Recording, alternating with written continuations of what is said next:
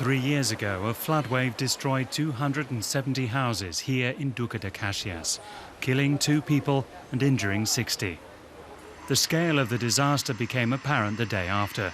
The pictures from back then are hard to bear for Reginea Gonçalves. She lost everything in the disaster. We heard this dull thud and immediately went to look. The flood wave had already washed away everything out front. The houses were built right next to the river, despite the heavy rainfall here. Architect Marcio Vieira blames poor planning in the past. Vieira, who heads up the urban planning department, takes us to the center of Duque de Caxias. The city borders Rio de Janeiro. In the last few decades, this commuter satellite has grown exponentially.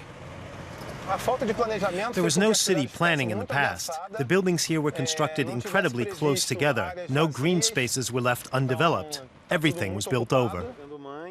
But now things here are being radically rethought. A master plan has been drawn up to avoid future disasters. For the first time, the benefits of the city's natural surroundings are being measured. Duque de Caxias is a trailblazer with its study. Thanks to this research, it's now easier to explain why certain construction projects cannot be given planning permission.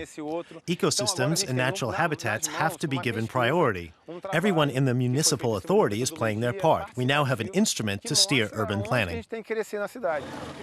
Development is now prohibited in the mangrove forests close to the bay.